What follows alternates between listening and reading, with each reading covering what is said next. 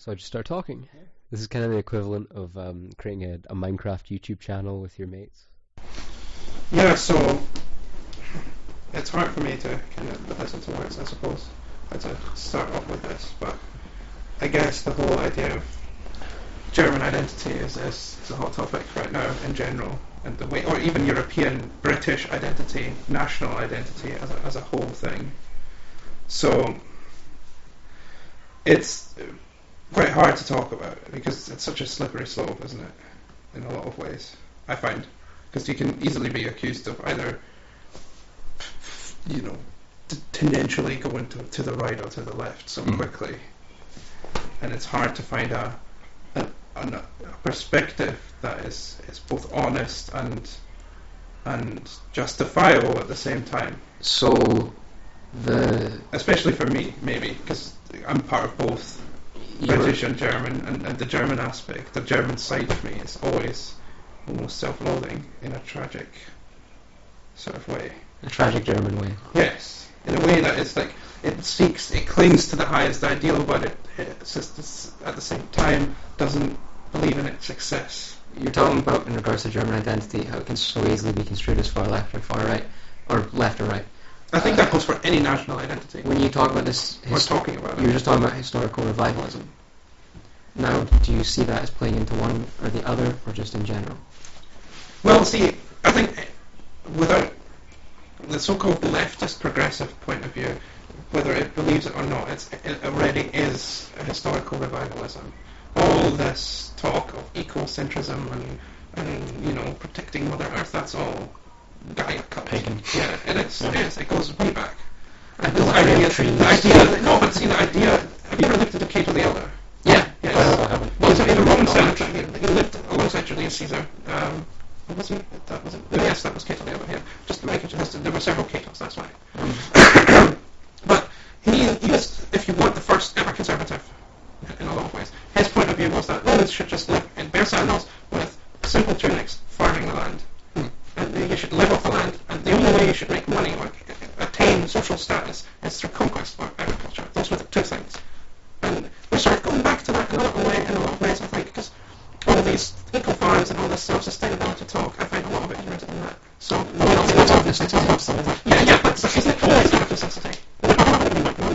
No, because I think it's not the same, because they didn't know.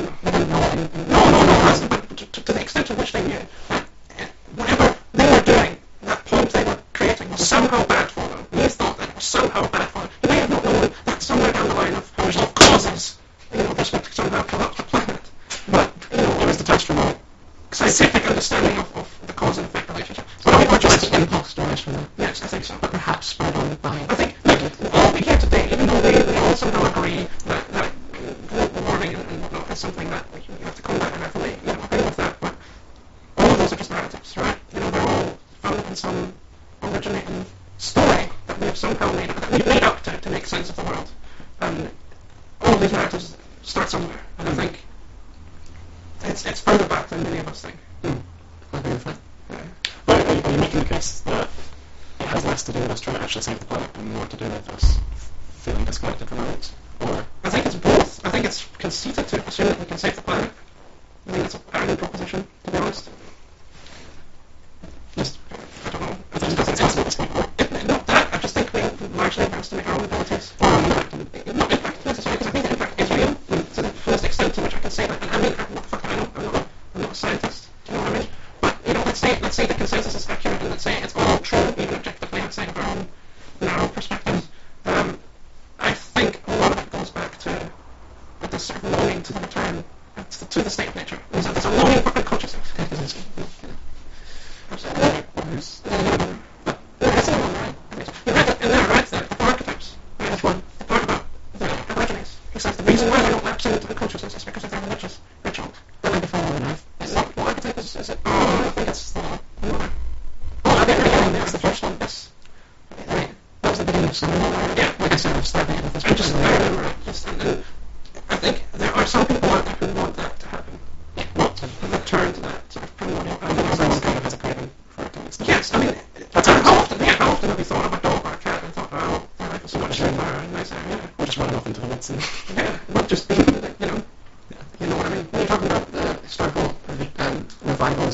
with a Mother Gaia type stuff. What do you see with the need for Game of Thrones and Vikings then? Is that an appeal to... It's just a sort of visceral life, isn't it? Yes, I think it's a more honest way of life. Didn't, I don't mean like in the sense that these people were more truthful in what they did. It was more, you had to live a life of conviction. Otherwise, authentic. Yes. It's sort of like That's a what better Elon word. Musk said, that if we do live in a simulation, then real life is probably quite boring. And pathetic. Yeah, because you follow the most interesting So that's why I don't think this is a simulation. It's too dull. Yeah. compared... Unless you've got it's a nothing to compare it punishment. to. Unless this is a punishment. I think it's quite exciting. But we don't know what the real life, if it is a simulation, could be. It could be even more dull. Yeah, Because it's even true, if we create- but it's an infinite regress argument. Yes. But So you even can't have- Watchmen has Batman in its universe, is my point. Well, what do you mean by that? Batman exists in the Watchmen universe. What does... I really don't get. So it's like the argument of real life in a simulation, outside of the simulation being boring. It's like They are still Within the reading simulation. comics Yeah. to I entertain thought you meant themselves. Batman, the character lives within... what? simulations that we know. The They simulations, read Batman comics. Yeah. Okay, right. the simulations we create are still boring. You know, Yeah. Very subtle detail, I like it. Watchmen's fantastic. Have you ever read it? I've immunity for a good long time. it's, if you Brilliant. want to borrow it, it's You got it right there? yeah, it's unbelievably good. Yeah. Most of it is written. You know what's really good about it? Contrary to... You can read it from a left or right wing perspective, and it fits. Yeah. That's I like the joke. clever. Watchmen.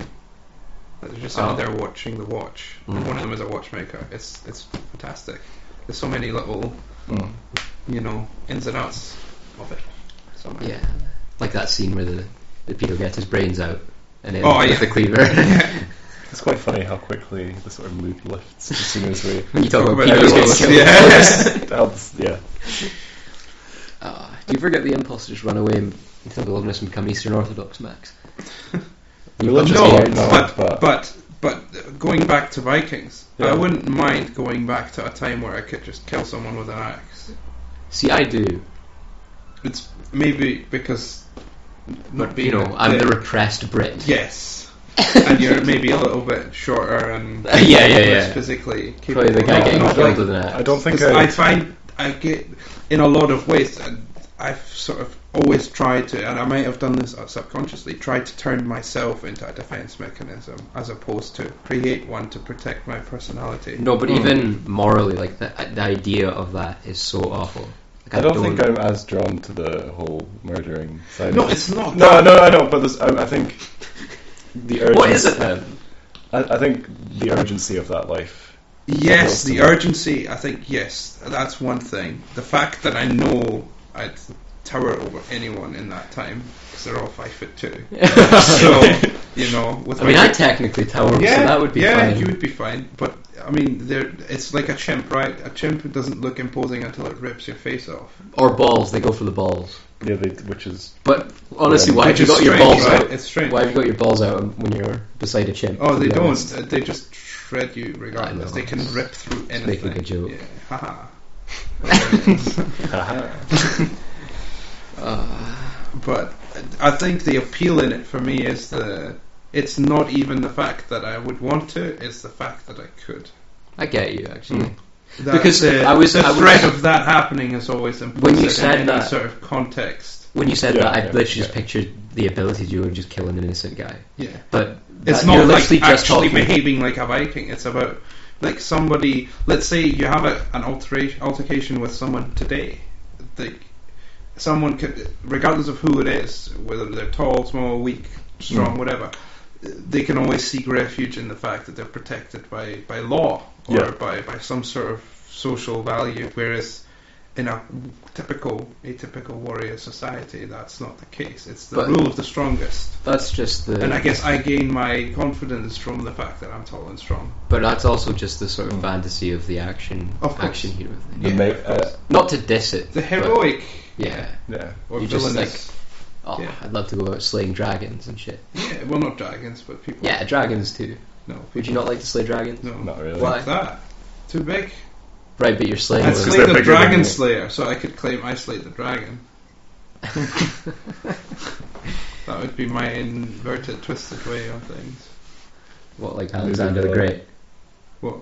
When the chap killed his arch enemy, so he just killed him. Yeah, I guess so. Yeah.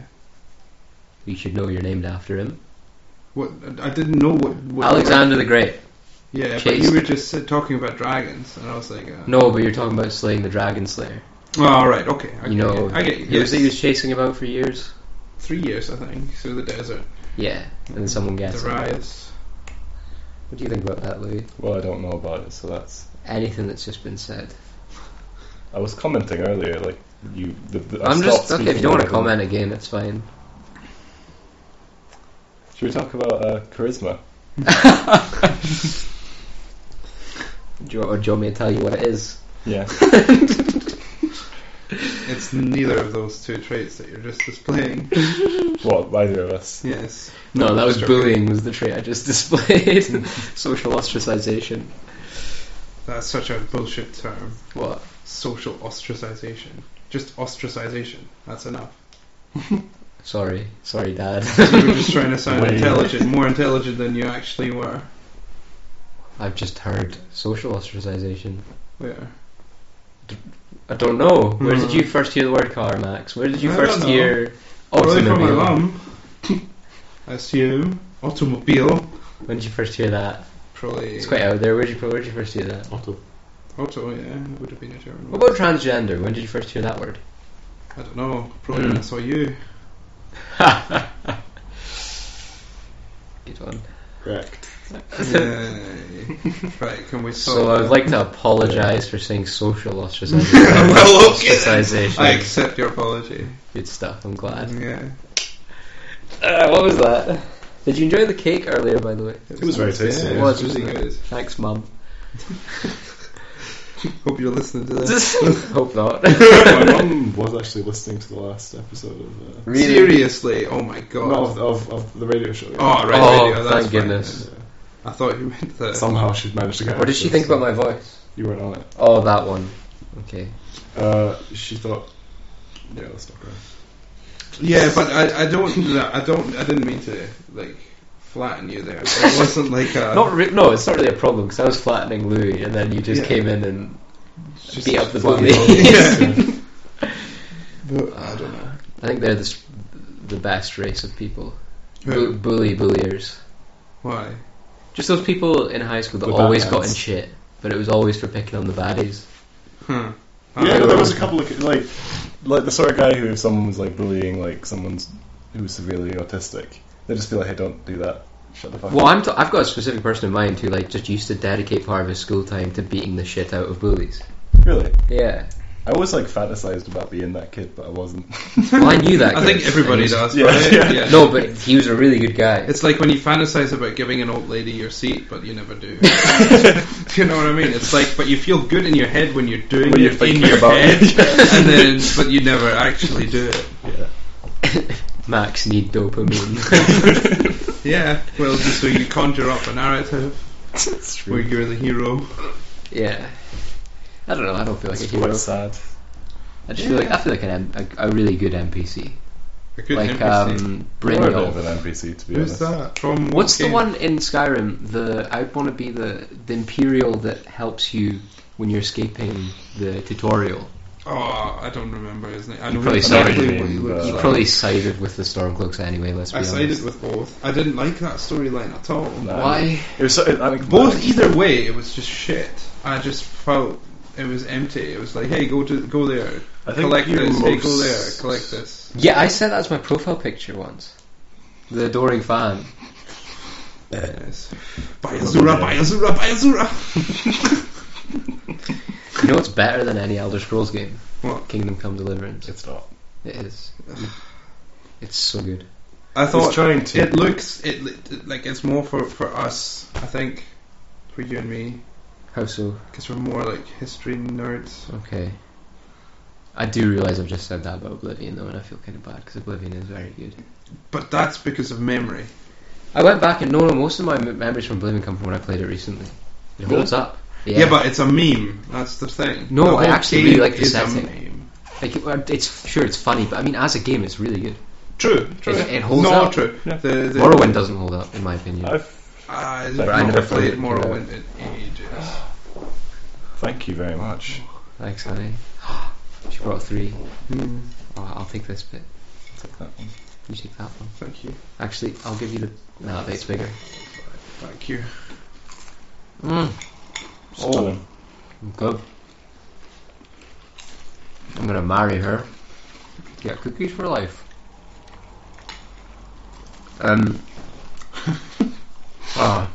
This is one thing I've heard from other podcasts What? that people hate the most. People munching into microphones. It's funny as fuck. But unless it's ASMR. It's fucking golden. Who? ASMR. Remember we talked about it last time? Grandad? No, remember the people just make noises into the microphone? Oh, right. Also, the Grandad comment wasn't calling you out of touch. It was saying because you didn't remember. I remember what stumbled upon this ASMR video that was just a lady eating a whole cabbage really close. Can that be our intro? Do you ever see that guy going to like libraries and stuff and eating like cabbages and melons and stuff? Have you never seen it? No. It's amazing because he just sits there and he just eats like a whole cabbage and then he just like he eats a melon with with his hands, just like. Jesus. If you guys want to, after your assessment tomorrow, do you want to come over and watch the Jahan's documentary? You haven't. Like, you've mentioned this guy a few times. And I keep forgetting what is. You should probably just save it for the documentary. It's like, mention to the. Oh yeah, I forgot we're recording. Jahan's. How would you sum up? What is his condition again? I don't remember, but it basically means he has no testosterone, so he has massive. Well, he's tits. permanent. He's in a permanent state of puberty. Essentially, He described He's his got a genitals. micropenis. He described his genitals as 2 Tic Tacs, and then beside that a slightly larger Tic Tac. Yeah, he's got a micropenis, so he's actually got something wrong with him. But the quintessence of Johannes is that he's very prone to writing rather illustrious fan fiction. I think you may have read me some of this at some point. No, No? I told you about it. Maybe. But in this fan fiction, he sort of does like very interesting crossovers between Doctor Who and Harry Potter. But the idea is he breeds people to eat. Is that the case? Oh, Or is it? or What's something it like that? And then he injects Or- them with semen and shit. And he is the dark god overlord of his world. This sounds horrific. Like, wait, so is it Vor? It's even weirder than Vor. What's the guy's name again? Sorry, I'm trying to look him up. Okay, Jahan. Just look up Jahan's. Jahans. No, Jahans. Jahans. It's truly the most terrifying creature you'll ever see. Jesus. Actin post testosterone injections. So what did he used to? Oh, he used to have like proper tits. Mm-hmm. You showed them on camera once. Feast your eyes upon these magnificent beasts or something. Fantastic. But again, I switched between pity and disgust. I thought you were going to say empathy. No, pity. Because he is less than us. No, he is. Yeah, he no, is he votes actually Labour. ill. There is something wrong with him. There is something like seriously wrong with him, and it sort of expresses itself in a very grotesque, Perverted. yes, perverted doesn't even cut it anymore, man. Yeah, It's just grotesque, Should bizarre, we read some of this stuff surreal. out? Nah. I don't want my voice reading anything yet, like that. Yeah, recorded. not just yet. I need to We're like, not ready for that yet. I need to be very drunk. We've done and then so do that. well in Keeping keeping it this, clean. yeah, Okay. and actually Let's having a coherent conversation. Let's this not time. taint it with. Yeah, Fair enough. shit ingested and Stop shit it, please. Inserted. Hermione's. But he is definitely someone to look up to. Does he have like a following, or is it Oh yeah. Yeah. from what? From what side of things? They're Yeah. not followers, if that's what you're asking. They're But no one. lol cows. You know, Okay. they milk him. They milk the lol Yes. from his massive breasts. From his. I like how others. you were saying we were keeping this nice and clean before going on to. No, but there's no way you can describe his chest other than massive gargantuan, voluptuous. Is he overweight? Or just Yeah. Dude, in the documentary, this is just a brief excerpt, he actually throws his dad around. He's gigantic. He's like 6'6" or something. He's a monster. Yeah, he is titanic. He's actually like a titan from fucking Hercules or something. But more grotesque to Yeah. emphasize. I don't know if you remember that from the Disney one, when they all get released and there's that one fat fuck. He's got just one eye. Oh yeah. Yeah, that's what he is like. But like if he has no handsome. testosterone, surely he's not got the strength to throw. Oh, his he dad does. around. Because that's after the testosterone Yeah. injections. Oh. Because then he realised, quote, Dad was easy to throw about. He actually says that on camera. And Well, his the dad Thing is is, his dad's retired. There's actually a What was Wikipedia, like a separate wiki for Jahanspedia. yeah. That's great. Fortune just went on Encyclopedia a Jahanica. war path with him. Yeah, well, at first the alt-right tried to get him on site. And someone, I'm not going to name because I don't know if it was him that said it, but he tried like just engaging in conversation with him. And Jahan starts to be on board, talking to him, engaging in a civil conversation. And the alt-righter just goes, yeah, I think my most right-wing opinion is that I'm pro-slavery. And then he just starts going insane. What Johansson? No, the alt-righter says that to him. And he starts going insane at him. He's like a proper lefty. He's very like Labour. But the thing is, you notice with Johans, is that when he goes on about the Tories, he's also going on about his dad. The Tories are sort of the patriarch. Yeah. He literally says at one point, the one thing the Tories and my dad don't understand is that I can't get a job. Like, you can't spell it more clearly.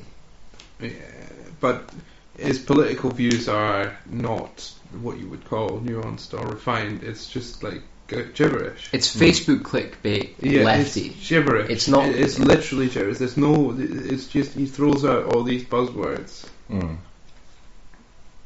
And in a very low caliber. Just yeah. He sounds like a kid, basically. Is this? Like I said, I switched between pity and disgust Yeah. because I did feel sorry for him for a while when I saw him. Like, Yeah, because he's just like he's just just a guy trying to make sense of things, and like I think it and goes he like, gets abused by this online mob. But when you're and half the time that's horrible. Like what was that guy yes, called? half the time, but then the Christian. other half of the time you read his fan fiction and you're like, whoa, this guy's This guy actually deserves- dangerous. Yeah.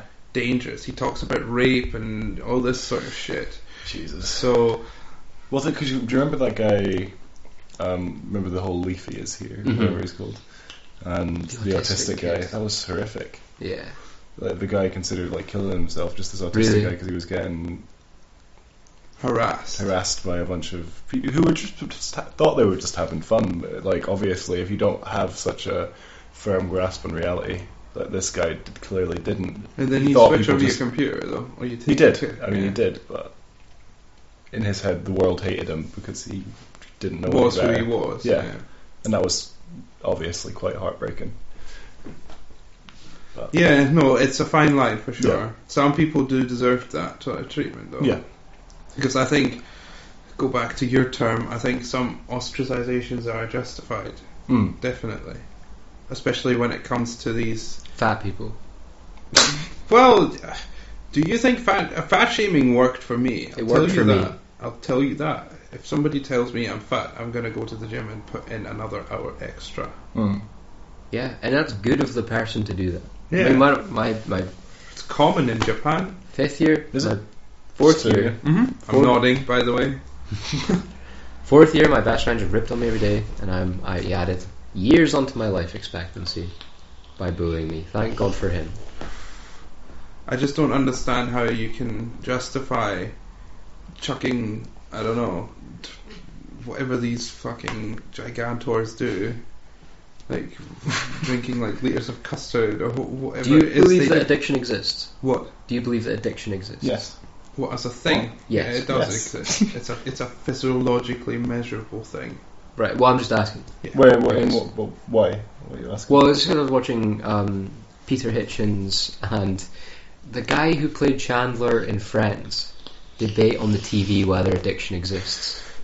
Peter Hitchens doesn't believe it exists. Yeah, well, he's not. I need to I wouldn't watch be it so- to comment yeah. on it. Also, I wouldn't be so quick to dismiss because he is a bright guy. Yes, that's why I was hesitant. Yeah. But from here, your boy JP, that's how he made his butter. Working on addiction. Yeah. That's his Alcoholism. That was his PhD. Yeah, I think so. I didn't actually know that. That's interesting. Yeah. Was that sort of a crossover with his like studies on depression, or was? No, I think that's just his PhD. I think that's just what was the common. That was what they were trying to crack back then. And it's pretty, like, from what I remember, it's pretty easy to work out, actually. You take you measure your heart rate, you take a shot, and then you wait 5 minutes, you take another shot. And then if your heart rate has doubled, your brain is producing an opiate response to alcohol, and you're more likely to be susceptible to developing an alcohol addiction. Because with me, it doesn't do that at all. Like, there's no opioid receptors that switch on when I drink alcohol. It doesn't have that effect on me. Because I did that test, it's normal. It stayed. It went up, obviously, because you drank 2 shots, but, it didn't double. It didn't double, yeah. I think I'd be similar, to be honest. I don't get too much of a buzz off alcohol. Yeah. It's more the fact that it's a social lubricant. Yeah. What about you? I mean, I've never tested that, but I do get a rush. For example, just today. Is it from the substance, or is it from being surrounded by people? Well, today I went to church. I took the Eucharist, and part of that process is taking the wine. Every time I've done that, I've gotten like a rush from it. It's not much wine. But is that the ritual, or I don't know. That's the thing I was trying to work out. Well, that's why you should try that experiment. However, if I'm sitting by myself and having wine, I get like a happy feeling. I get a rush from it. I don't. Yeah. Quite a downer, really. Wine. Just alcohol in general. Alcohol. Especially if I'm on my own. I don't like drinking on my own unless I've wine. done it once. Unless it is. I think I got twice maybe. The first time I ever got drunk was on my own. I remember you telling me this, like sneaking into your. I was like crying and like singing Metallica and stuff. I was just off the rocket. And Mum just like was that the alcohol or was that the drugs you were taking mixing with it? I didn't take any. Well, maybe. Yeah, was it added? What was it? Ritalin. Ritalin. Oh, I never thought of that. Cause, interesting. Yeah. That's an interesting observation. Because it's strange that you would react like that to alcohol. It was more listening to the music. It just made me sad. It was "Fade to Black" by Metallica, which is a pretty down song. Yeah, really down. And then I was just like, "Yeah, man, you just figured it out, James." And then I just like started crying, and I was like, "What the fuck?" How old were you? Like 17. Yeah. You started drinking at 17? Yeah, this was late. Is that not? That's well, to be fair, it's kind of commendable. Yeah, that's when I started smoking too. That's not so commendable. But no, I realised when I said that it was almost like wait, you're different kind of thing. But honestly, the later the better. Well, within reason. Within reason. I think because when people are like, "Oh, parents shouldn't give their kids alcohol," I think it's good to be taught the effects from a younger age. I'm talking about heavy drinking though, like getting drunk. I would say wait until you're at least 18 or 16, 18. 16, I think. 16 is a good age. Yeah. Because I think I like the laws in Germany and France where it's 16. First year of high school is in Scotland now is the norm. Yeah, it's that's not really. No, it is. Do you think? For sure. Yeah, man. Especially in Fife and the more downtrodden saw it change areas. As I was in high school. I suppose. You do get that, yeah. It's and crazy. You do get the Bucky kids.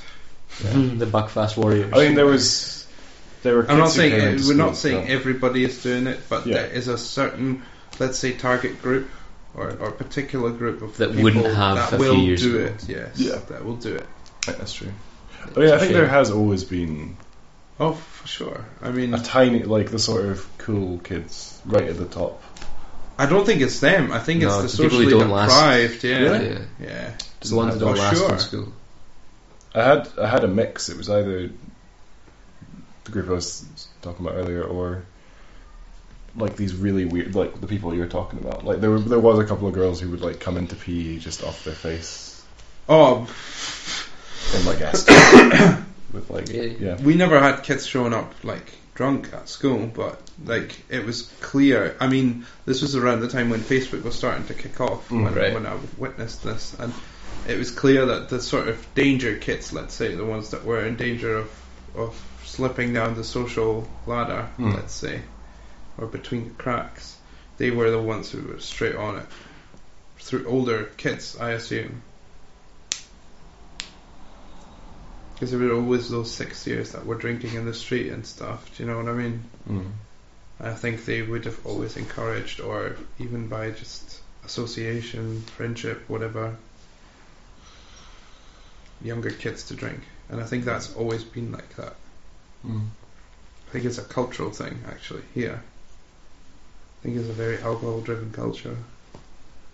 Yeah. I mean, it's very rare that people go on nights out or even to parties without drinking. It's almost, especially because, with the culture thing as well, it's like if 98% of the people there are drinking, you're going to feel weird if you're not. Yeah.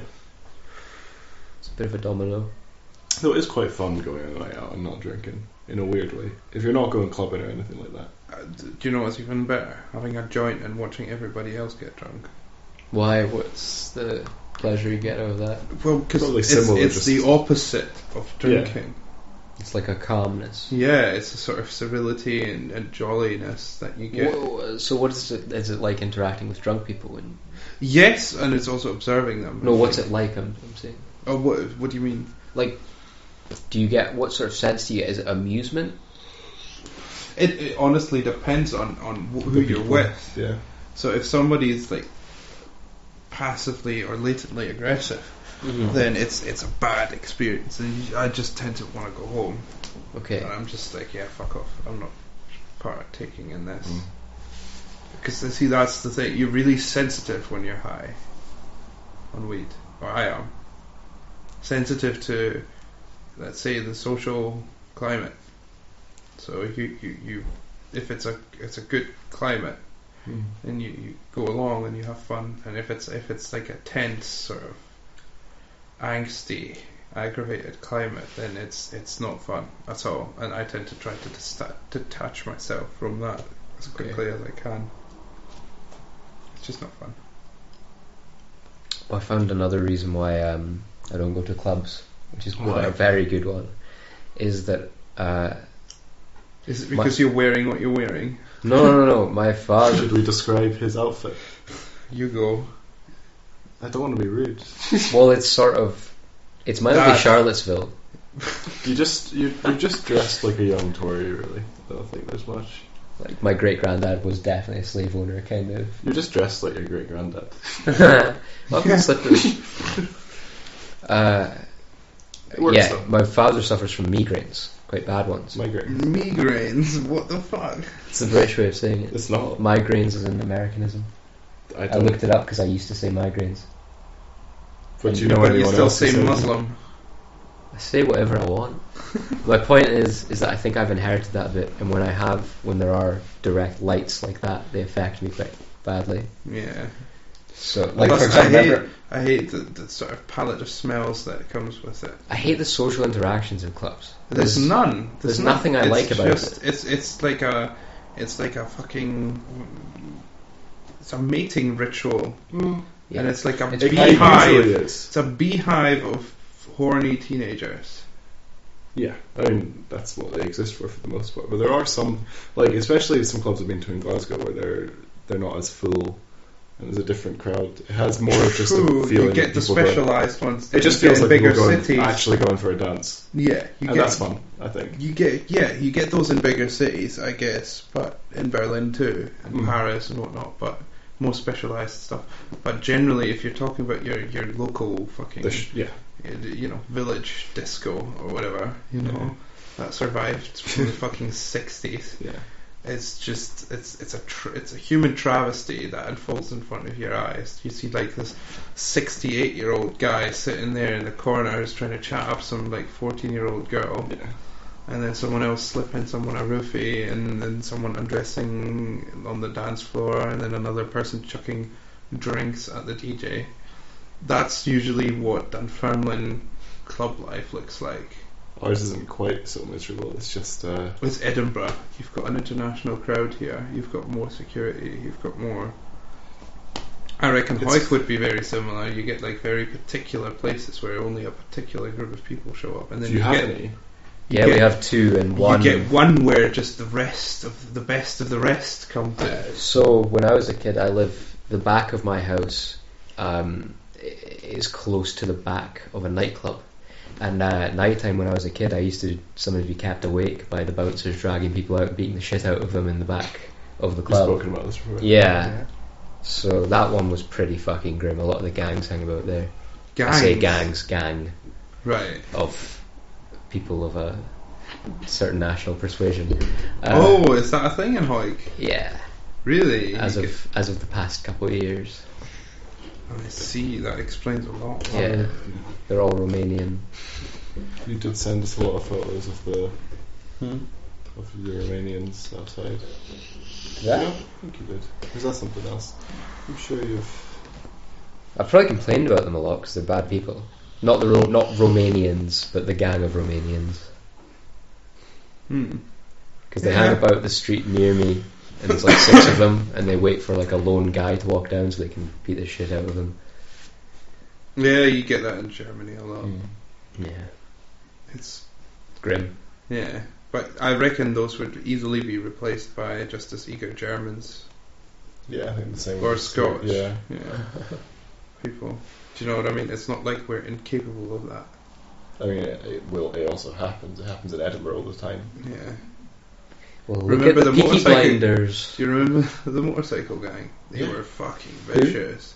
It's a motorcycle gang. Was it Tollcross they operated out of? Yeah. When was this? Like last 6 years or something? Over the last 6 years at least. And they used to just like wrench people from the back of their bikes and steal bikes and stuff. I mean, you know, on that cycle path we've walked down. Yeah. If you go too far down there at the wrong time of night, you just get mugged. Like it happens regularly. Yeah. Especially that area where we went down, Wester Hales, towards that end of thing. But it tends to be in the in-betweens between the richer areas and the... Yeah, it makes more sense. I mean, obviously, it's like a Pokemon highway. You just have to duel before you get home. Literally, you have to. Some dude with an exclamation mark over his head jumps out of the bushes. But it's actually a white collar. Bug catcher Jim or something. So tell me about your identity crisis then. Mine or? Yes. How do you reconcile being British and Danish? I consider myself more Scottish than Please British. say an individual. Please say an individual. I'm not going to say an individual. So you actually you're quite defined in your nationalism then. Yeah. I also don't. I mean, I say this a lot, but I don't. The only traits of Danish culture I have, or I take from Danish culture, come from my dad. I don't have the influence of anyone else. So for that reason, I think I am much more. No literature, no shows, no. Couple of maybe some kid stories. Kids stories, like Hans Christian Andersen. Yeah, like, stuff that we all have. Pippi Longstocking and what? Who? Pippi Longstocking. Yeah. Oh my god, she's Swedish though. But that sort of Scandinavian. We had her. We had an Astrid Lindgren school. You know the author who wrote the stories. Yeah. We had an Astrid Lindgren school in right where I stayed. Do you have like the Nisa, or a variation of that in Germany? What, the shop? No, like as a replacement for Santa. No, I've never heard of that. I think quite a lot of Scandinavian countries have it, but it's basically just every family has a couple of like elves that live in their house, and each day leading up to Christmas they leave them a small gift. But we don't have, and we grew up in that instead of. That's cool. That's Nordic mythology. When my parents lived, we had like a little hatch in the ceiling, and they always told me that's where they lived, and just the whole year until Christmas they were making presents. Yeah. So they made you a fucking skateboard or something. No, it would just be like, it would always be tiny things, or like a PlayStation 4. Just get on it. It's the same with like it's basically just a sweatshop. You've got in there. More of a Father Christmas man myself. Not You Santa had to Claus, no. Santa Claus, Father I like how that Christmas. was your response to me trying to describe like something from another culture. You're like, yeah, well, the British thing's back. Or Scottish, Yeah. or English. He was what, Anatolian? Greek Anatolian. Greek. Byzantine. Yeah, Greek Anatolian. Byzantine carries more like weight and oomph than Greek. Not really, because Anatolian. they're a historic loser, aren't they? I think they're a historic survivor. They're not. They didn't survive. They kept the East at bay. They and the got Venetians. destroyed. Like, what, Do you see Rome as a historic loser? Yes. Not really, because their empire is still intact through America and our judicial system. Or through the Pope, more And I the would Pope- say. Yeah, of I course. think that but would probably be the primary. Nah, I'd say the political system. The imperial structure of Rome still exists in America and in Britain for a long time. I think that's why we always go back to eagles. No, I was chatting with the priest I was interviewing today, and we were talking about how the Great Schism still lives on, and would you not say that the Byzantines, sure, much of them moved to Italy because of the Renaissance, but a lot of it's Russia, like that is the Neo-Byzantine establishment. True, but that wasn't. I mean, they literally shared their alphabet with them, but that was through Bulgarians and Slavs that tried to enter the country. That's how it spread. There was one emperor who did it. That was it. He just went east and said, "Right, shut it. Here's some religion." Fair. Yeah, and then ever since they fought with them, but I mean, they didn't. I think it was more Vikings that spread Christianity to Russia. I've never encountered that. Really? What the Kievan No, I'm not saying Rus? Yeah, Yeah. but Russia was Christianized before then, no? No. Oh, okay, I didn't know that. That's the thing. That's the tragic thing about the Vikings. They were pretty much abused by the Pope and the Western Catholicism to spread Christianity by force. What do you mean abused by the Pope?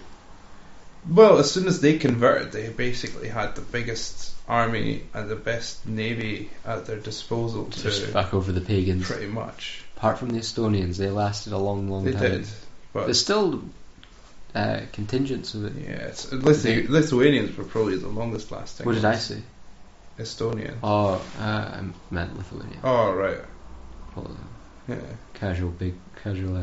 Casual racism there. Perhaps. But but that was us who converted them, eh? What? Teutonics. Oh, yeah, of course. Yeah, I played that expansion. Yeah. T-Rex. well done. But I showed you the ring that I've got, didn't I? No. Oh, I need to show you the ring. What's this? It's our ring, an heirloom. What? Oh, I think Go you on. actually told me about this before. Yeah. It's from my family that was settled in East Prussia in the 1400s. So the ring is from the 1400s. Yeah. The central part of the ring is.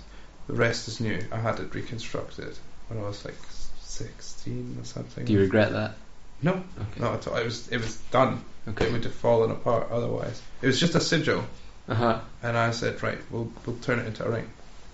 That way Fantastic. it's maintained. But it's like this thin, so it's really, really fragile. But it's Well, wearable. didn't you say you're like descended from Prussian kings or something like that? Well, it was like at one point my family He was like Prussian kings. 18th in the line of the Prussian throne or something like that. Not bad. Yeah. Hohenstaufen. Yes, that was the family tree that the Prussian kings were. But my family was like a couple lines down there. A lot of lines. Because they were sort of a neglected nobility. Are you familiar with the... Oh, is he German? The German chap that's trying to become the head of the Neo-Russian Empire. There's a Russian billionaire who's trying to make the Russian Empire again, the Tsardom of Russia. Uh-huh. So he approached Putin. Putin was like, no. So he started buying up places across the world, like islands and parts of other countries, and he's making that the territory of the new Russian Empire. And he's found a chap who's a descendant of the Tsar, a German, got him to convert to Eastern Orthodoxy, and now he's trying to make this new country. It's amazing. It's amazing. Sounds like a troll. It does. No, it's like real. an expensive troll. No, but this a guy's troll. like an absolute monarchist. He believes in it.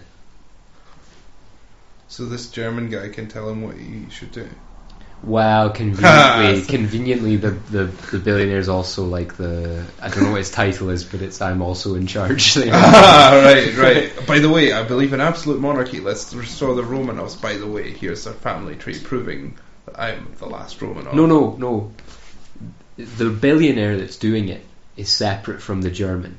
He's That's what imported I'm the saying. German. Okay. That's what I'm saying. He's just like a position that he's appointed, a new one. a finance minister. Yeah. So Interesting. I wonder how far that will go. I hope it goes far. Why? I'm curious. Would you want a resurgence of Tsarism? I feel it was that film they showed us in history of the fall of the Tsar, and it's when Nicholas goes to his kids. He's like, "We'll be going to England to seek refuge. I always loved England as a child." And then they find out that England fucking rejects them. Yeah. And it's that point where he realises his whole family's gonna die. Yeah. It's awful. It is. You're grinning quite widely for something. No, it's like emotional. Schadenfreude. It's like emotional. Like I'm getting like spikes in my hair. It's very sad. They The didn't ecstasy all of die tragedy. though. I like Nicholas a lot though. Why? He was just He a was well-intentioned fool. True. He's well-intentioned, and he was also a An saint. idiot. Yeah, well, he was. Yeah. Weren't they all? She was so fat. I like his wife more. She's more interesting. And her dubious relationships With Rasputin. Rah. I reckon you could, in your old age, make a bit of a Rasputin if you maybe. keep that beard. What, just You're kinda look-wise, tall. or just assume that Personality. role? Both. Both. That would be fun. Well, he was pretty much indestructible, wasn't he? I mean, he got shot 8 times, and and then then he poisoned. survived, poisoned, and then he got chucked in a river. And then when they found him where he was in the river, there was claw marks. Yeah. That's some will to live. Yeah. Jesus. So, anything else about your identity crisis? Or do you not have one? Well, I don't really have one, I'm afraid. That's good. Not often. That's good. What about your general identity? Well, let's what do you talk mean? real. Come on. What do you mean? What question? What Like, question? how do you fit in this modern world? What role do you want to fulfill? I'm not sure I know yet. I'm hoping that'll just come with experience. I don't think I'm going to force anything. Just whatever I end up being well suited to. Like an accountant. Well, I don't think I would be well suited. So to you that. know what you're not suited to. So what have you eliminated so far? You don't have to be like specific. Yeah, but, like what fields would you know you would not want to go into? That's a good question. I know I don't want to do anything where I'm grounded to a desk my entire life. That's fair. It doesn't mean matter if I'm in an office or if I'm at home. I just don't want to spend my whole life looking at a screen. Happy to do a bit of that, but I don't want.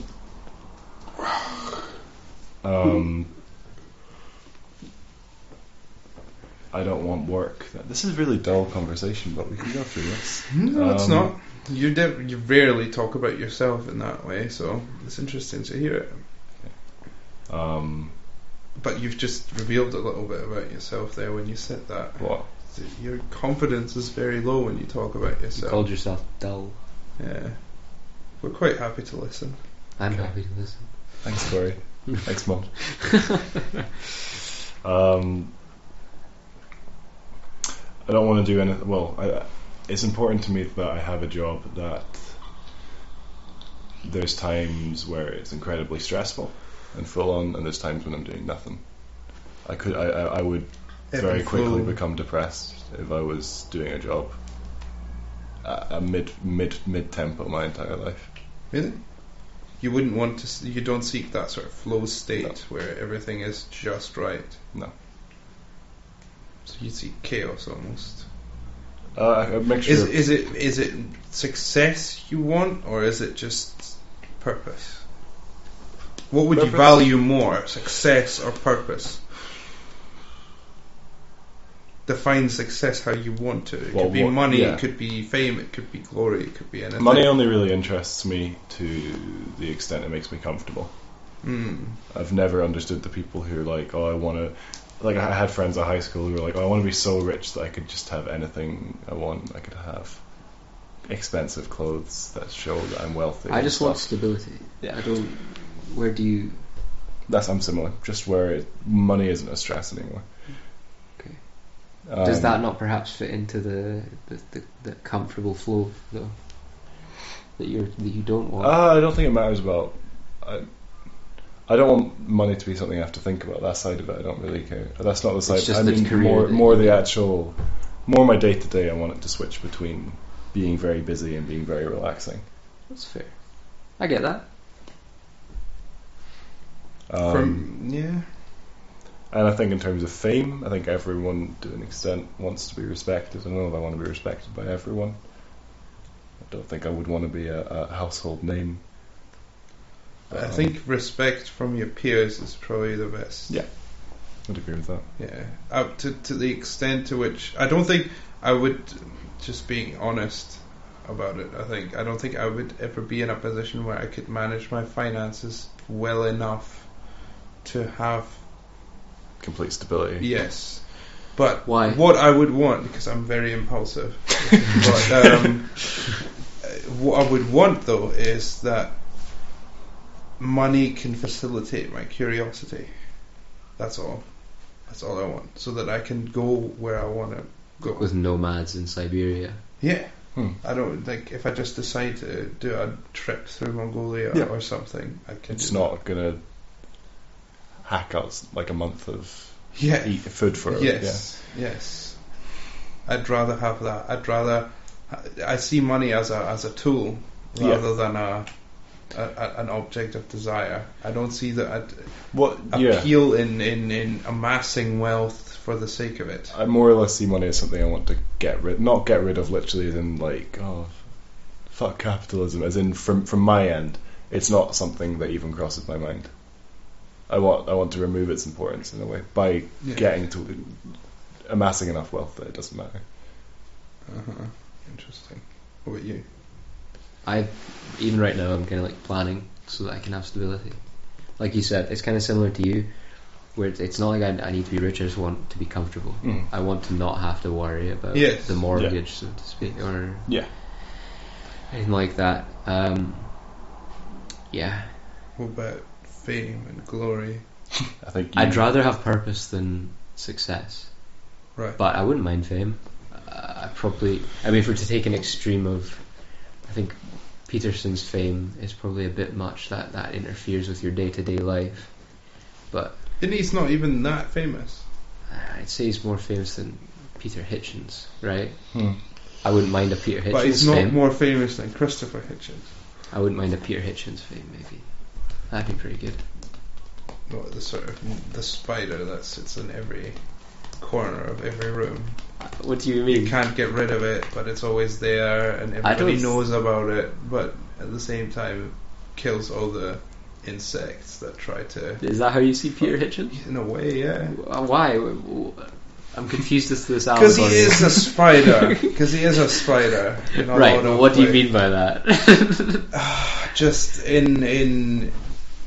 He's in so many ways the exact opposite of his brothers, and yet so similar. Because he is a contrarian within a field, but he's not a contrarian by nature. No, if that makes sense. He's not actually that out of field with his views. He isn't, but he's out of field enough to disagree with everyone who he should agree with. Well, it's also even when people actually came onto the idea of leaving the European Union, he's now against referenda. And I'm not saying he wasn't before, but it does seem to be that when people catch up with him, he moves slightly further away. That's what I mean, yeah. Yeah. Fair. That's good. Yeah. A devil's advocate. I love hearing him talk about addiction, because it's an opinion I've never heard before, but he talks about it with such conviction. What's the case that he makes? I don't want to try it. Know that I'm just hearing from what I heard in the interview, and that I could be misrepresenting him, but the idea is that there may be impulses, but you're still the master of your own body, I believe, is what he's is this a free will argument that he's I don't making? know. Because His idea is that if you are an alcoholic, you're still choosing to drink the alcohol. I Even get what you're saying. He's the argument he's sort of making then is that I think he's making it's not about will. He's saying that it's not addiction, it's weak-willed, is what he's saying. I've heard that before though, and I don't know. I mean, I one part of me really agrees with that. It really does, because I understand what it's like to, let's say, overcome something by sheer force of will. Mm-hmm. Like learning a language, that's something that you need willpower for, Mm-hmm. because you need to do it again and again and again and again. Or jiu-jitsu or whatever it is, writing, whatever, you can insert it to any given craft you can pick up or skill. But I don't know though if there isn't also some genetic baggage that makes it incredibly hard for you. However, devil's advocate for him, Yeah. and I'm not saying that not really knowing it that well, even if there is genetic baggage, it could still be seen as a matter of will. Yeah, no, I agree, and I would never say that me smoking this vape or cigarettes or whatever is a matter of biology. I'd always say that I'm doing this right now, and I realise, and I feel guilty when I have these sort of thoughts about it, and I'm like, what am I actually doing? Like, you know, it is what it is. You ever thought about giving up? Like, yeah, all the time. When was the last time you thought about it? When I bought this How long ago was that? a year ago, and I mean, It's a closer step to give it, like... yeah, Do you think that you'll be able to give that up eventually? at the rate at which I'm using it now, not anytime soon. Okay. Do you think you'd be better perhaps not always having it on you, but maybe in your bag, and then only taking it out for short periods of time, then putting it Look, away? I mean, there are times throughout the day where I don't use it for hours, and then there's times where, like this, where I'm like on it the whole time. So it's and if I the problem is, if I don't have it on me, my head somehow creates a situation where it's in a constant state of unease.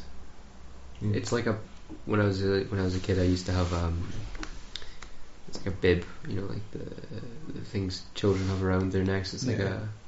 a like a Can blanket. I A blanket. quickly run to the toilet? Of and course. you guys Let's keep keep going. talking, yeah. Yeah. I think we're getting near the end of the... No, well, Keep going, yeah? yeah, I'm having Cool. a good time. Good stuff. Yeah, I suppose that's a similar thing, and that's not to demean it. It's just Max is a baby with a blanket. so. I've got a list of... let me get it back up. What's your list? It's a cool list of... Do you want to speak a bit louder so the people listening can actually hear? It's a cool list of the people listening. Which are those? Have I ruined it? You've ruined it. You've ruined the podcast. Oh, fuck, we might as well stop now. Why didn't we just pause when Max left? Because making conversation with you is like making conversation with a soggy potato. I mean, because now we've got that line on the podcast, so that's poetry. That's what it exists for. Just You're just a making people willed just being so. to be insulted, and Well, through not that even. the other people gain whilst you degenerate. Yeah. I've been really going at you hard. You today, have. I'm sorry. Still, what was the But the void about of charisma, Avoid it. You suck in everyone else's charisma as well. and then do nothing with it. Yeah. It's harsh, but yeah, just conversation starters. How often do you stay up past 3 a.m? Not very often. What's your favourite season? Why? That's either winter or summer or spring What is that? Autumn. or autumn. I'd say that's contended too. Which is more important, a great car or a great house? A great house doesn't decrease in value. Why? It doesn't decrease in value. Also, you live I was in just it. finishing off the question. What was it? Peter Hitchens, funnily enough, made a very good tweet where he was saying that worshipping of cars is a form of paganism. It's idolatry. You literally worship the car as you clean it. That's why he uses a push bike. I love him so much. He's just fantastic. Alright, Should we explain Mike Luther? No, because then we're just repeating conversation we've already had outside. Yeah, Of it would be this. flat. It was just You look so considered sad there, Well, there like was a a new- deflated Ripping balloon. into him again whilst you were You gone. were. I feel bad. Huh? I was ripping into him again He whilst you were was gone. Criticized. Louis. Yeah. Me. I don't even remember. I was just being a general dick. What was it you said? Oh, What was it that you you said? exist only as like a beta cuck for other people to bully, and through that expression of anger at you, they become better whilst you degenerate. Well, that was more because of something I said myself. Rather than... My I point don't know is, if that's true. So I don't is feel like he that's- everybody's Carthage? or everybody's Rome. Why? Rome? Everyone wanted to Actually- sack it. That was my redeeming things. I've been such a dick. That Alright you then. are. You're Rome. Rome. Everyone wants to. Slay What you. was that for that quote? Rome was not great. I don't remember. Yeah. Never mind. You get what I'm saying. No. Okay. really? well, Rome it's wasn't pretty- built in a day. No. All roads lead to Rome. When in Rome was Rome. not loved because she was great. Rome was great because she was loved, or something like that. Yeah, And but you're my Rome, Louis. I love you. Wait, come again? Say, I didn't actually hear what you said. It sounded nice. Rome was not loved because she was great. Rome was great because she was loved. I like that quote though. It's a good quote. It's a good quote, but I don't know. Who was it? I am It's kind of butchering it offensive mildly. if Who you was it, though? Apply it to me. I don't know. Was it an emperor of sorts? Do you want me to find out whilst you guys talk? Yeah, sure. I'm still trying to dissect what that actually means with regards to me. Is it saying Great. try fill us in, Max?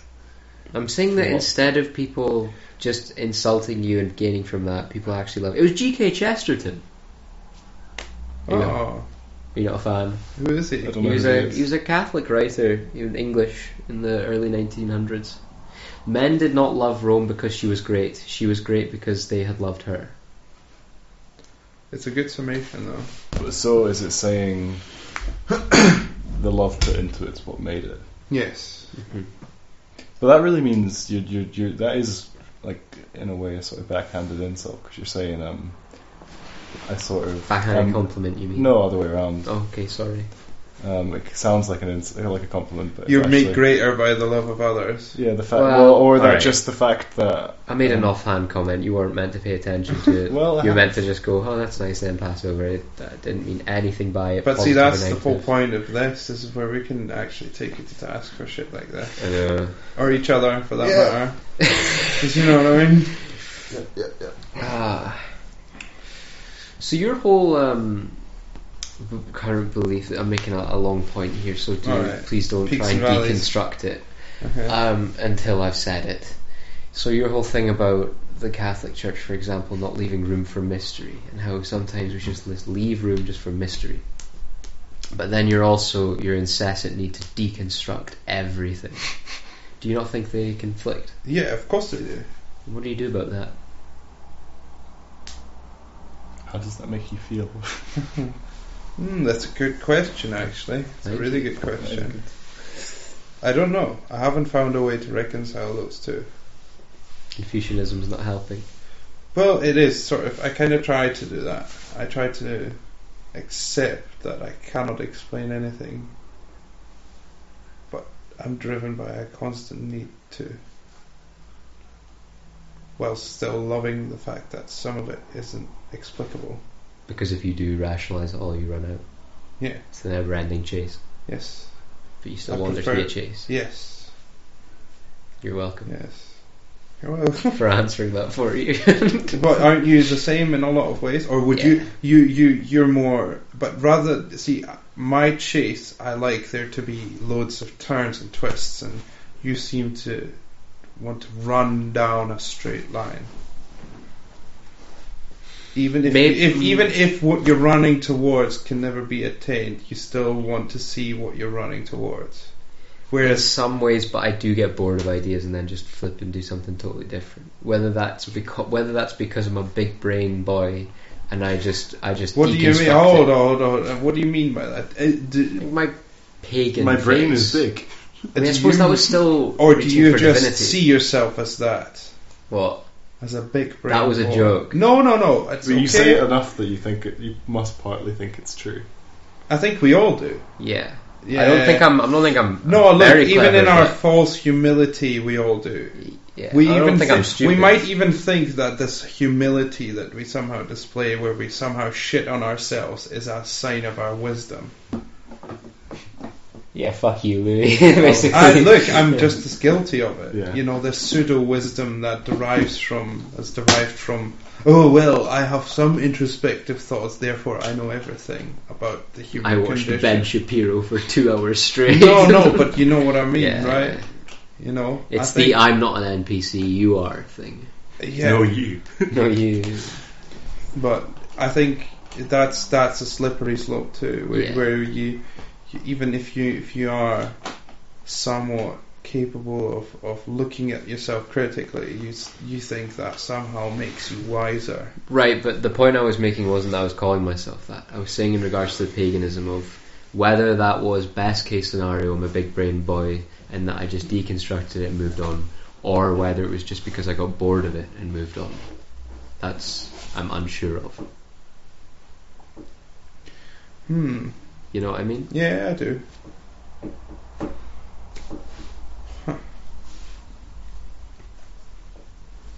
Also, that I wonder if that that running down a straight path is perhaps an age thing, because It could very less well be. experience with the world, you're trying to find your footing. I don't have that much experience. More experience. No, but I just mean the fact that you've lived more years. Yeah, sure. Like I was literally a child.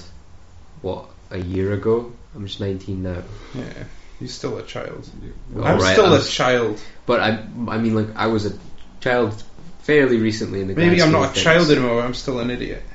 But what I mean is that even for those few years, it's gave you more of a footing to be able to just be like, oh fuck it, let's just become a Confucian. I'm not a Confucian at all. I'm not anything. No, well, see, that's the I problem. hate that thing What? when people say that. It's like, why just be nothing? Why not just be nothing? And I understand the need to not get bogged down by saying I'm this and then getting the sort of But confirmation bias. that's the paradox, isn't it? You can't ever not But be what- anything, but you always want to be something new. yeah.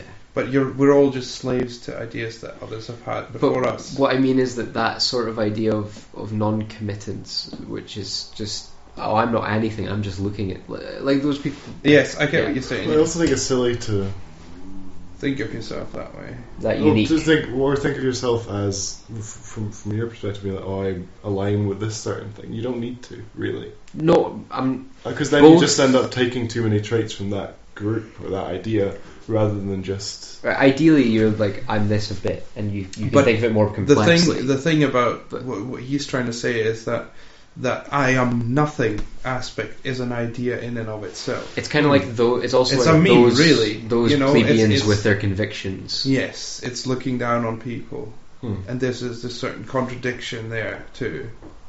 Because you Yeah. can be as contrarian as you want. You're still gonna always argue for some idea. Yeah. And even if you're just arguing against something for the sake of it, it's just always gonna end up making you a sort of sellout merchant for a cheaper ideal that you don't even believe in. Do you know what I mean? Which is a problem. Yeah, It's That's true. that is the sort of the paradox that everybody's sort of faced with, because like regardless of how enlightened we think this conversation is, like we are talking over ours. it's not even that, it's none of it is original. in any sense or in any way. Does that not sometimes make you feel it's slightly pointless? Yeah, of course it's pointless. This is metaphysics. This is just shit, really. Do you think metaphysics is pointless? No. Okay. It is pointless in the sense that it has no footing in reality, in conjugal, tangible reality.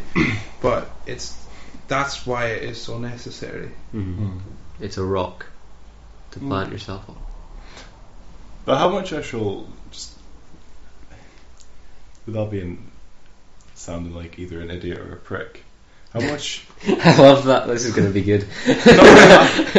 from like the hours you both, and I probably not. Actually, I don't to the same extent. But the hours you put into like looking into this kind of thing and thinking about this thing, how much joy or pleasure do you actually get?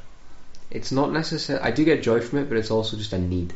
Like I feel uncomfortable if I'm not. I get that. I totally relate with that.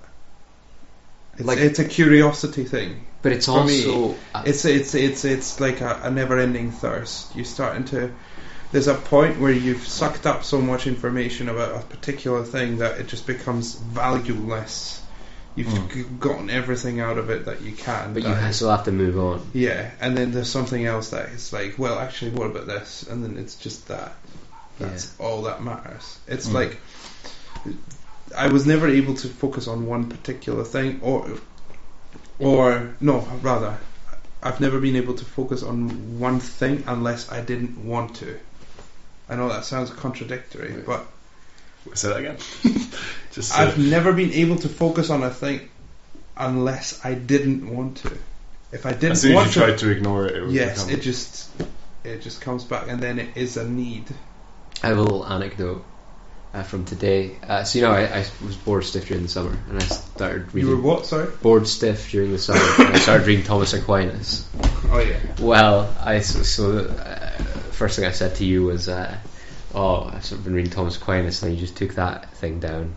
Well, I was speaking to a priest today that I was interviewing, and I just told him, I was bored stiff this summer, and I've been reading Thomas Aquinas. His response was, "Wow, you must have been bored." That was the perfect example. I loved it. That's a great answer, though. I mean, he is. Yeah. It's like that's pretty much what I was trying to convey. Because we read him in RMPS in high school. Yeah.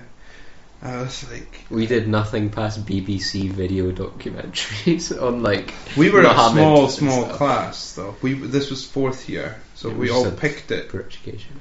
We were all there by choice, and we were like 5 people, and everybody in it was like really deeply interested in what we were doing, so they were like, okay, we'll just go with it. We'll go with how far they want to go. So they gave us like walls of text to read. And I honestly, here's the funny, bizarre thing. The most enjoyable passages that I read in that time were from the Quran. And the least enjoyable ones were from, like, who was it? Bertrand Russell, I think. Because his writing is it's aphorisms, so it's just a sentence. Here, do with it as you please, sort of thing. For anyone who doesn't know what an aphorism is, it's the sort of, I think Nietzsche came up with the technicality of it. You just, rather than writing a passage or an essay about a certain subject, you try to condense everything down into a sentence, and then you write a bunch of sentences, essentially, on the subject, where you're trying to narrow down everything. You're jam packing it with information, and then you move on to the next point, which is. I've been trying to do it. It's incredibly hard, but it's a great exercise. What value do you see in it? I find it easier to write. Easier to write in just sentences. Okay. Because if I can make a sentence make sense on its own and within the context of other sentences, I feel like I've done something. But it should exist as its separate entity. Okay. I've been writing the articles that we're doing for Send me. Eamon. Yeah, I will. I sent you my... I know, I did. I couldn't open it. Oh, okay. I'll open it when I get back home. Oh, sorry if I send you my one on ironic memes and the cry for values. Is that a Simon Pierre one? Yeah. Sure. Tear me apart, Daddy. Yeah. So I don't know if but that's the thing. I don't know if like with this need to learn, if it's you get bored with an idea or you get to a point where you're satisfied with your knowledge and then you move on. Well, a problem it's not even bored. It's sorry if I'm go for it. No, yeah. It's not even bored. It's more like I literally can't look at it anymore. It's almost oversaturation. Yeah. It's like I'm drowning myself in it. I was going to say a similar thing, but it happens quite quickly for me. Where if I just spend too much time just reading about anything or just thinking about one specific thing, it just starts feeling shallow really quickly. I can always remember my cousin. For me, it's got the opposite effect. It's like the more I think about something, the more opportunities and openings happen, and then it becomes so overwhelming that I end up just like getting blended out by this. Maybe that's more the feeling I'm chasm of just endless possibilities. Overwhelmed almost. That might be exactly what I'm talking about, but I'm not sure if it is. Where it just feels pointless suddenly. Yeah. It doesn't have an end or a beginning or a middle. I know what you mean. There's a point where you start to read like Aquinas, and then you're like, oh yeah, this just doesn't matter. Yeah. Well, I can't. Like I'm still fat and but that's why I sort of find it I'm quite still hard me at the end of the day, and I'm still not that great a thinker. All I have is more ideas, and I've not got any I know that's a weird thing to say, but no physical feeling from it. It's just it's just trying to make sense of words to me. Okay. So you think it's more of a language issue in some ways? Yeah. No. I get that. That's not what I get exactly what you mean. Yeah, I get exactly what you mean. And I find that really quite depressing in a way. No, but I get what you mean. But would you not say that is a language thing where it's almost like ideas complicated by the fact that you have no physical way of expressing those ideas and the endless possibilities it's getting too involved in an abstract idea that's not at all tangible. No, and when I get to that point, I either have to do something completely different or just feel. Do you think that relates partly to the video game discussion we had a while, where you said, or music, where you said you'll like music for being a good song, whereas Max and I were saying that we like the music meaning. at least partly, because of the meaning in the background. I mean, romance. I like the. That's. Do you think that relates at all? It does, but I think it's misunderstanding it to say that I don't, because I think lyrics are very important. Yeah. No, but it doesn't need the historical feeling, or it doesn't need to be connected to it. It just needs to have a physical feeling to me. Fuck You is a good example. The Irish Irish War of Independence song. Yeah, it's like you're listening to these people who and are expressing. You can hear the history oozing out of the way the voices carry the words, the way they thought. Yes, and then there's so much beautiful poetry in it that you don't really get these days. That you wouldn't. Nobody today could write something like that. It's just there's a historical disconnect, yet a connection that we still feel, but we cannot. We would never be able to express that ourselves in those words, like where the lyre grooves the beat. You know, how do you come up with that? It's a beautiful way of describing what a river does. Do you know what I mean? It's just a unique sort of ability that captures that particular fibre of history and that moment in time. It sort of freezes it and holds it. But is it more to do with the words then for you? No, I don't think so. More the idea. It's like a bit. Would you not say it's romanticism? It's what's behind the words. Because for me, one of the biggest appeals of music is that it has nothing beyond the lyrics themselves. Music itself is that it has no grounding with words. If you're just listening to music, is that it's just it's just a feeling. That's fair, yeah. And that's much more powerful manifest to me. in noise. Yeah. Yes. And that is much more powerful to me. Yes, and I'm not sure if that's I get that with non-verbal music too, though. Like But not even Tangerine not Dream even- is one of my not- favorite bands, Yeah. right? You Yeah. know, and they're predominantly synth, and it's just But not even when it's like, oh, this represents a war or something. That ruins it for me. it doesn't. This It, ruins- it's not that though. Yeah. Like you can have a million songs that represent or were written in a wartime, and one of them has that unique historical essence. But that's to kind it. of what I'm trying. The real draw of music to me is when it's removed of that entirely, of any sort of connection to Oh, anything okay. but almost itself. postmodern. Not. I don't want to. I know what you mean. No, but independent. I mean when it It does stands just on feel, its own feet. it's so just to a speak. human expressing feeling, Yeah. not ideas. Feeling. But that's similar to Like Max it's is like saying. like crying or smiling, but much more potent. Yes. That's why. I think you're both arguing for very similar things, though. It's just there's something different. Because Yeah. you're Because it arguing with that captures with a the feeling essence. that doesn't exist anymore. That's maybe what it is. For you, yeah, okay. That's maybe what An it is. emotion It's a that call doesn't back exist. Okay. to No, I something can't imagine that. archaic Yeah, that isn't there anymore. and it lets you experience it. Yes, without- it lets you take part. You hear the marching footsteps of the soldiers and walking it inspires past. the same feeling. That felt that particular way when they heard that song. That's what I'm drawn to. In a lot of ways, this is where we overlap because we're both history freaks. Mm. Like It's a powerful way of like a feeling. reconnecting I suppose with the past. You probably are. Well, you obviously are talking about the same sensation I'm talking about, but you're using that to experience what that raw expression sounded like Back from their then, perspective. yes. It's a feeling that we don't have access to anymore. An archaic, brutalist way of thinking that isn't present in our current consensus. There's no way you can relate to that in that way Yeah. and express it in that way. I feel that's why I like a lot of tribal music or rhythmic, Yeah. sort of primordial sounds. If that Yeah. makes it, I'm the it same, sort of I do, carries you back into a sort of. But for me, it's not even because it's connecting to. It's not something we're missing. It just taps into something, a more tribal part of ourselves. It's there. That's there. Yes. That's But I think with music like Foggy Dew or some of the German stuff I showed you, it's expressing that in words. It gets more meaning when there's a human voice attached to it. For me, because this is something I've. for some reason I don't picture a real band singing it.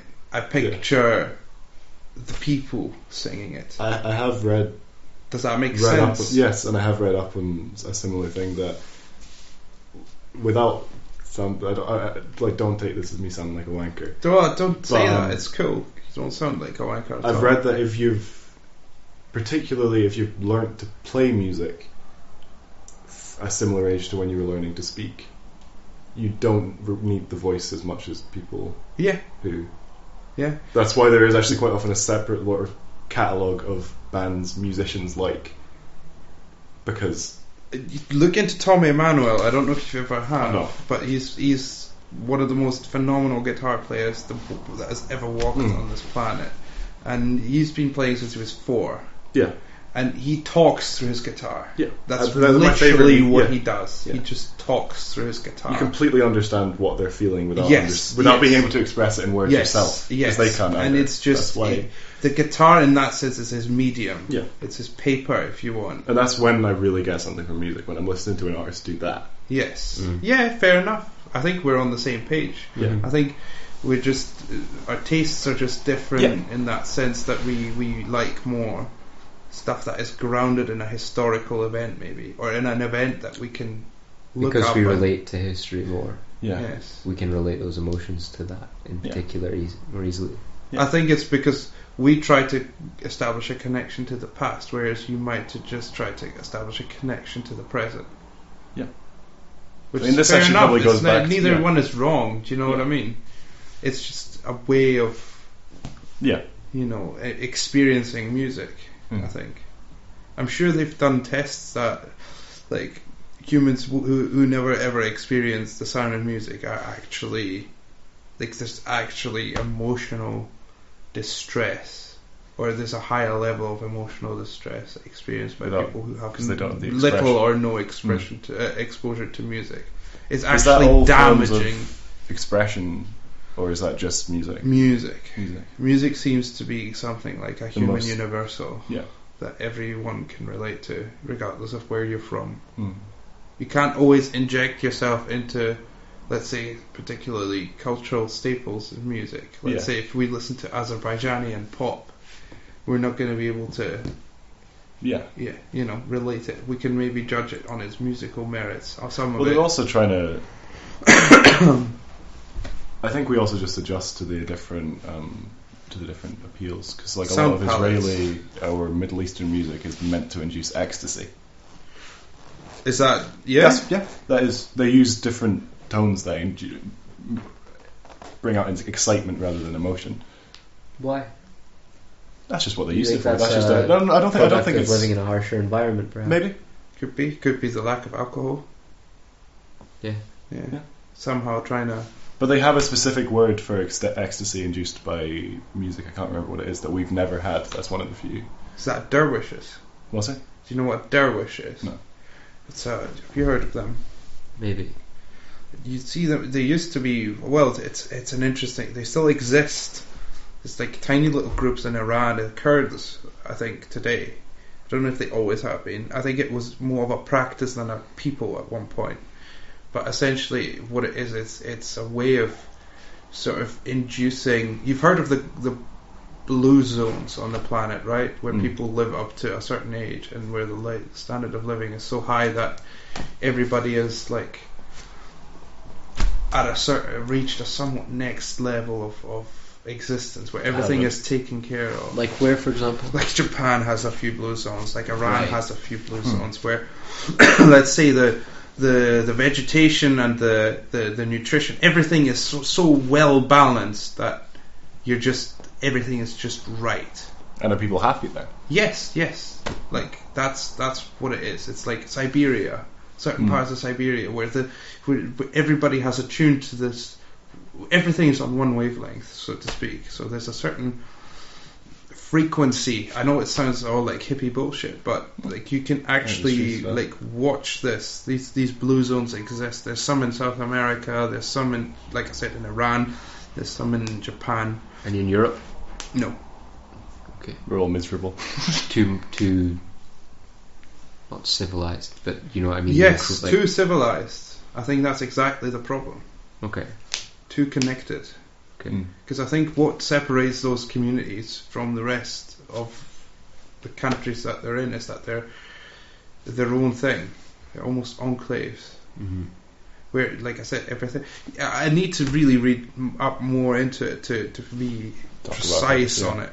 But these dervishes, they are from the modern ones. They exist in these Iranian mountainous villages, and these are they're Muslim scholars, but first and foremost, and there's no drinking, none of that. But they all have these ritualistic dances that sort of transport them into these trance-like states that are literally probably somehow inducing a sort of trip, But psychedelic almost. psychedelic experiences. You can trigger them through dance. Yeah. That's like well documented, or just prayer. That's documented too. Like Buddhists are seemingly able to do that. Again, Japan is cited as an example here where they are able to do that in these blue zones. And Is it particularly these places where they're able to? Is it particularly in the blue zones where they're able to? Not necessarily. 'Cause I think I'm sure it that's- depends where. I think it depends on your. I don't know what it is that. I don't think anybody really knows what it actually is that you need to do to trigger those. But I've definitely had those experiences with that. you have, Yeah. what, like seeing things. Not quite to that extent, but And the trance, beginnings like- of that. Yes. Sound- Interesting. Yeah. That's There's certain bands I know that purposely set out to induce that. I think I've recommended one to you, Swans. Their live experience is meant to everything is creates done something. to induce that feeling, and it does. Without sounding like a prick or just a wanker, like a pretentious wanker. That was the sheer volume. No, but it's combined with documented. just Yeah. repetition. Well, that's what it is, right? Yeah. It is that, but To the that's what point they time say about disappears. prayer. It's Yeah. the repetition of these mantras. Yeah.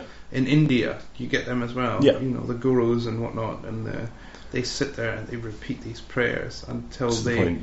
just. It's just. see Well, it. I think it is just a trick of Yeah. memory as well. Memory. You're tricking your 'Cause brain as soon as into your brain can't producing remember- something. Yes. It can't distinguish any of the past. The past minutes. from the present Yeah. to the future. That's, I think, where And it's, as soon as it's that fantastic. happens, I've it met- just yeah. you just get taken And away. I've only ever had that at that gig. That was the only time I've had that experience. Not What to was the it point I like? was seeing things. Just you half felt like you felt asleep almost. Just Wow. very unhappy.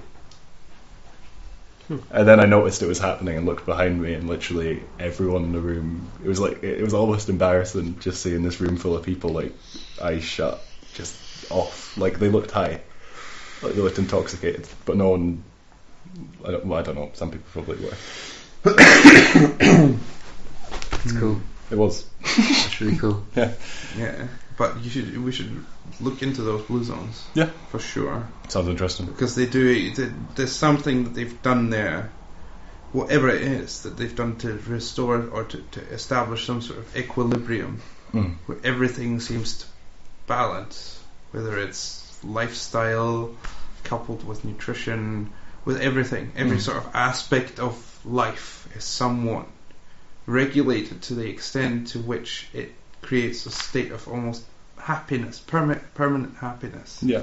where you don't worry about the future, where you almost exist in a state of nature, so to speak, where you're Or you almost recreate that feeling we're describing there infinitely. yes, It's just where you're just in the moment. permanent flow. Yes, flow. Yeah. But yeah, look into dervishes. They were pretty vicious warriors too. They were pretty famous. They fought a lot for the Ottomans. And they were known for their battle dances. What's your opinion on the Ottoman Empire? Do you have much care for it, or is it?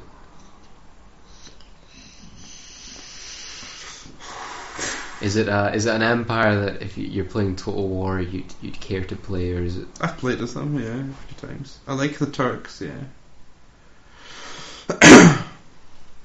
In medieval, that is. I never played as them in Empire, because I mean, if you at were that to- point they were already on the way out, and I was like, meh. If you were to give me a ranking of your favourite empires throughout history, give me some of your top faves. I'm curious, actually. No, I'm thinking. We go for a wee. Okay, have a think of your top empires, okay? Jesus Christ, man, that was close.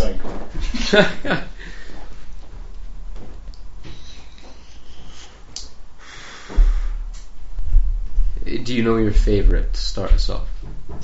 No. He's nodding. No. Shaking my head. Yeah, that's the one. I don't have a favourite.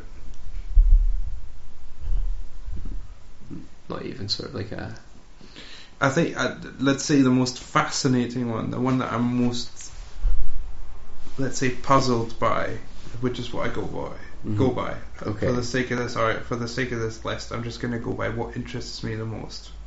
And to find interest, I have to say it's the one that I know the least about. Okay.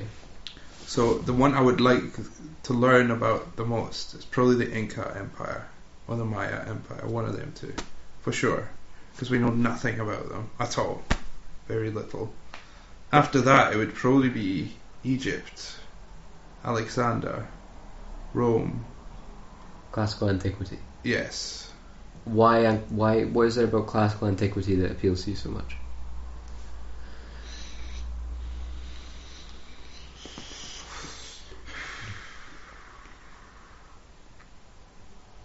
primitivity. Okay. So it's before things were established, where you could just get one man leading an army and change things up. Kind of, yes. Again, I'm inserting myself into it, am I not? Suppose. Because I like to see myself in that role. It's Alexander the Great. Yeah, why not? For reference, he's named after him. But that's just, that's normal, I think. Yeah. Just being honest and candid No, I was about just it. wondering classical antiquity in particular. it's an Probably the whole Roman Empire the Holy Roman comes Empire. after that, yeah. Yeah. Byzantine Empire is pretty fascinating. You not got much love for the British Empire. I do. But the reason I'm not naming that is because I know much about it, too much. That's fair. I had an obsession with them in like third year, and I just tried to learn everything I could. Yeah. So in some sense, Plus they're easy to trace. They Yeah. still exist, really. They're current. in what through America. Through the Commonwealth. They're sort of still kept alive a little bit. Sort of like a propped up mummy. Or like, have you ever watched Seven? Yes. No, maybe. No. There's one guy in it who is presumed dead. You know who I'm talking about. You know, the guy that's found in the bed. Oh yeah. That's what the British Empire is like today. As long as it still acts as if it exists, I'm happy. Oh, yeah. That's what's important for me. Well, have you got a favourite empire? Or one that... The way I defined it is that favourite as in what you're more interested in. Most curious about. Most curious, yeah. Oh, I do. It's not something I've given enough thought to be honest. He just asked the question so he could say British Empire is my favourite. No. I didn't actually. Because if you're defining I do. if you're defining it by curiosity, then it wouldn't be the British Empire because I know too much about it. Yeah, it's too current too, I think. Yeah, it does. Same sure, with the German fascinates me Empire. in that if I could resurrect one today, it would be that. But that's not necessarily the same thing. Honestly, you wouldn't try to resurrect the Roman Empire just for shits and giggles? I think that would They be already amazing. The Catholics and the EU. Oh, I thought you were going to say What? back in World War II. Please Suppose continue that was on. Mussolini, right? Would you say that the Axis, in a way, were a sort of neoclassical antiquity in their sort of rejection Well, of they Christianity? literally had the fast case as their symbol, yeah, right? and then So, the yeah. Nazis Yeah. seeing the sort of Germanic pre-Christian sort of imagery. And then the natural alliance with Rome Yeah, that it's always existed somehow. it's like, It's weird, right? How that always came about. but that war Germans was in and a way. Italians always somehow they fight each other and then they get on and then they do war with each other and then they fight each other and then they somehow fight for each other. Do you think that war in a way was sort of Christian civilization versus pagan civilization? No, In a way. no, In a way. not in any way. Stop that, please. I think you can frame it like that if you want to. If you want to, I'm look not at saying- it through, no. yeah. Like some people have, you can make it that case. But I think it was about more than just religion No, or I'm not. economics. Obviously, or, there was 100 different things, but I'm saying you could look at it that way. If you you're can being a bit frame poetic. it like that, yes. But that would be an ideological way of framing it. Yeah. I'm talking just poetically. You could kind of see it that way. Yeah. But I think Obviously, that doesn't work out because a lot of it was circumstance. You also have the communists in the mix. It doesn't really hold up, but you could make the case that that was just a rebranding of Tsarism.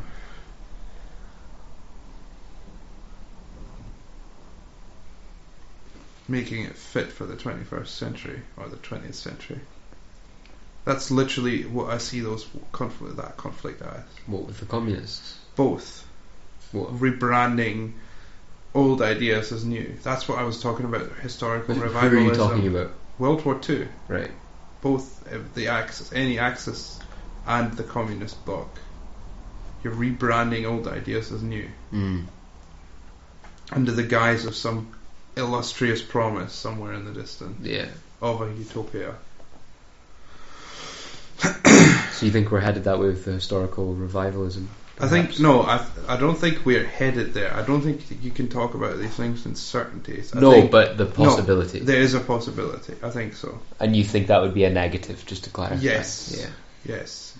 If it's not maintained and controlled. It could lead to utopianism. Yes. Okay. Well, Should we give that? I feel like that's a good place to end it. Do you think so? Yeah. Yeah.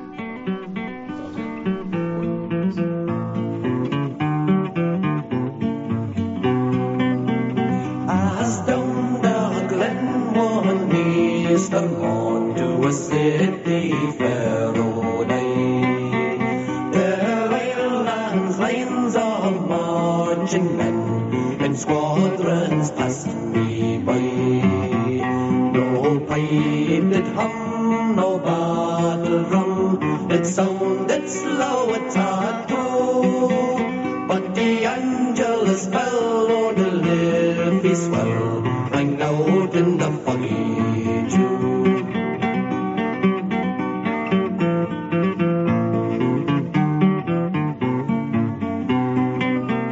Right proudly high over Dublin town they flung out the flag of war.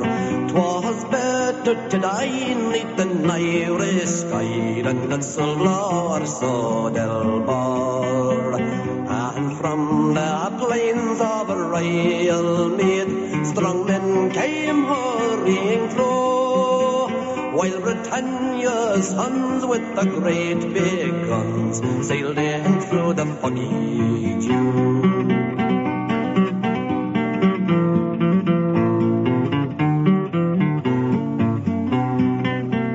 Oh, the bayonets black and the rifles crack, may perfidious Albion reel. May the leaden rain 7 tongues of flame did shine o'er the lines of steel. By each shining blade a prayer was said, and to Ireland her sons be true.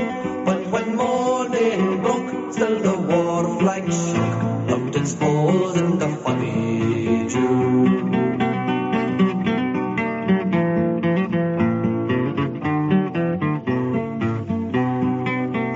Oh, the bravest fell and the requiem bell rang mournfully and clear.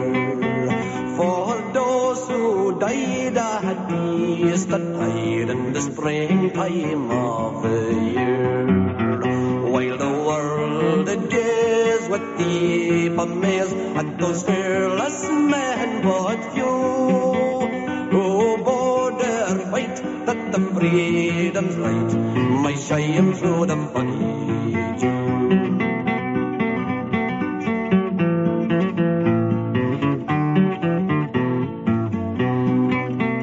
Back through the glen I rode again, my heart with grief was sore, for I parted with those gallant men whom I'll never see no more. But to and fro in my dreams I go, and I kneel and pray for you, for slavery fled, oh glorious dead, when you fell in the